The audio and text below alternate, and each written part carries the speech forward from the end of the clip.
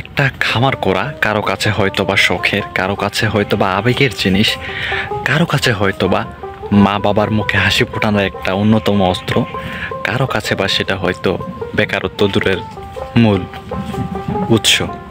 তো এই যে আমরা যে খামার করব, তো আমাদের এই বিষয় নিয়ে যে বিষয়গুলো জানা রাখা প্রয়োজন সেগুলো আমাদের জানতে হবে। প্রিয় দর্শক বন্ধুরা, আমরা আজকে যে বিষয় নিয়ে কথা বলবো বা আলোচনা করব সেটা হচ্ছে যে আমরা যারা নতুন আছি, আমরা যদি একটা খামার করতে চাই, আমাদের কোন কোন বিষয়গুলো, কোন কোন দিকগুলো লক্ষ্য রাখা প্রয়োজন এবং আমরা সেটি কীভাবে বাস্তবায়ন করব, আজকে আমরা সেই বিষয় নিয়ে কথা বলবো, যাতে করে আমাদের শুরুটা খুব সুন্দর হয়। তো চলুন কথা না বাড়িয়ে শুরু করি। খামার একটি আমাদের স্বপ্নের মতো, আমরা যারা করতে চাই তাদের জন্য। তো আমাদের সব কাজ আবেগ দিয়ে করা যাবে না। মনে করেন যে আবেগের বসে, আবেগ বলতে মনে করেন যে হুট করে আপনি আমার বা অন্য কারো ভিডিও দেখলেন, সেখান থেকে আপনি প্রভাবিত হলেন যে আমিও খামার করব, দেন আপনি সাথে শুরু করে দিলেন। এটা কিন্তু আপনার আবেগের বসে হচ্ছে।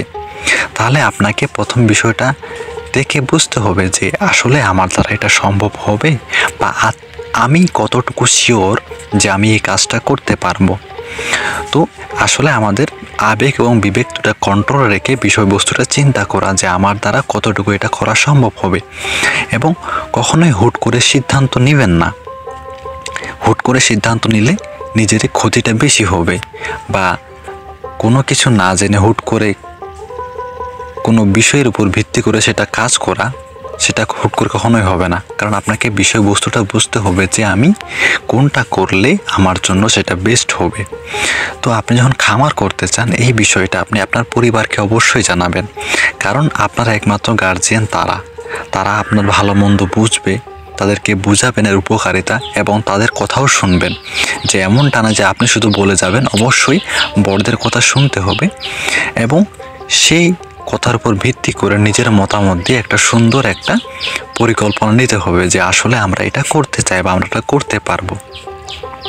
এটা করার পর আমাদের যে বিষয়টা হচ্ছে সেটা হচ্ছে যে আমরা পরিবার সিদ্ধান্ত নিলে ভেড়া ক্রয় করব, সাথে সাথে ক্রয় করা যাবে না।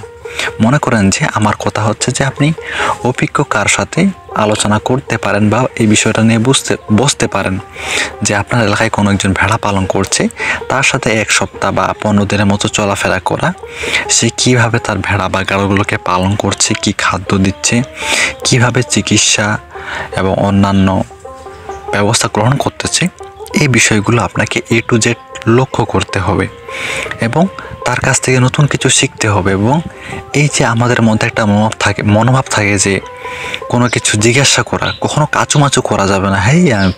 কি হচ্ছে হোক, দেখা যাক, আমি একটা নিজে করব, নিজে কখনো মাতব্বরি করবেন না। সে কারণ আপনার থেকে অভিজ্ঞ, সে এই বিষয়ে যথেষ্ট ভালো জানে বা যথেষ্ট ভালো করে। তো তার কাছ থেকে আপনি সম্পূর্ণ বিষয়টা জিজ্ঞাসা করবেন যে ভাই এটা কীভাবে হয়, এটা কীভাবে করেন, আপনি এটা কীভাবে ম্যানেজ করেন, তো আপনি হিসাব নিকাশগুলো কীভাবে মেনটেন করেন। তো এই বিষয়গুলো তার কাছ থেকে জেনে নেওয়া, এবং পরবর্তী কাজে এটা আপনার অনেক কাজে আসবে বা উপকারে আসবে, তখন আপনি নিজের মধ্যে সেটা অ্যাপ্লাই করতে পারবেন। যখন এইগুলো সব কিছু সম্পন্ন হলো, তখন আপনি সাথে সাথে ভেড়া ক্রয় করবেন না। আপনাকে ভেড়া রাখার জন্য জায়গা নির্বাচন করতে হবে যে আপনার ভেড়াগুলো কোথায় রাখবেন। অবশ্যই বর্তমান সময়ে মাটিতে না রাখাই বেস্ট, কারণ এতে নানা রকম সমস্যা হতে পারে। জ্বর থেকে শুরু করে সর্দি হতে পারে, নিউমোনিয়া, ব্যাকটেরিয়া আক্রমণ করতে পারে। এই জন্য বর্তমান সময়ের সাথে তাল মিলিয়ে আপনারা মাচা পদ্ধতিতে পালন করার চেষ্টা করবেন। এবং তার সাথে যেটা আমাদের সবচেয়ে গুরুত্বপূর্ণ, ভেড়া পালনের ক্ষেত্রে আমাদের যেটা সবচেয়ে বেশি লাগে সেটা হচ্ছে চারণভূমি। তো অবশ্যই আমাদের চারণভূমির প্রতি একটা নির্দিষ্ট জায়গা রাখতে হবে বা নির্দিষ্ট জায়গা নির্বাচন করতে হবে। যদি আপনার এলাকায় চারণভূমি থাকে বা এরকম জায়গা পরিত্যক্ত থাকে, তাহলে আপনি বিন্দাস সেগুলো করতে পারবেন, আপনার কোনো সমস্যাই হবে না। তো এইসবের শেষে আমাদের যেটা আসে যে ভেড়া নির্বাচন করা বা কোন জাতের ভেড়া আমরা পালন করতে পারবো। আর এই যে আপনার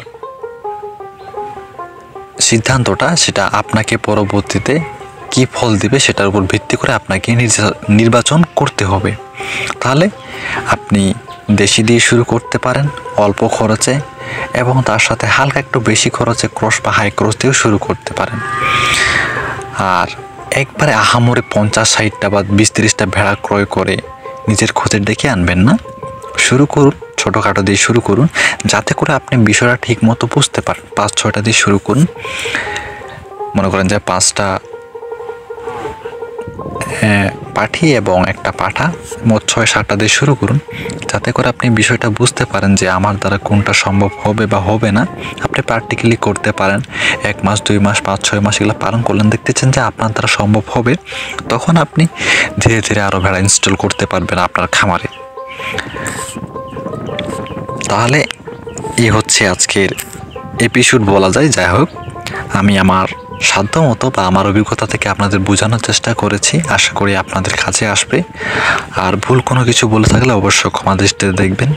ভালো থাকবেন। প্রিয় দর্শক বন্ধুরা, আমাদের ছোট্ট ভিডিওতে আপনার ভালো লেগে থাকে আমাদের ছোট্ট চ্যানেলটিকে সাবস্ক্রাইব করে পাশে থাকবেন এবং পাশে থাকা বেল আইকনটি ক্লিক করে রাখবেন, যাতে করে আমার আপলোড দেওয়া ভিডিও আপনার কাছে গিয়ে পৌঁছে আপনি দেখতে পারেন। দেখা হচ্ছে নতুন ভিডিওতে নতুন বিষয় নিয়ে। ভালো থাকবেন, ধন্যবাদ।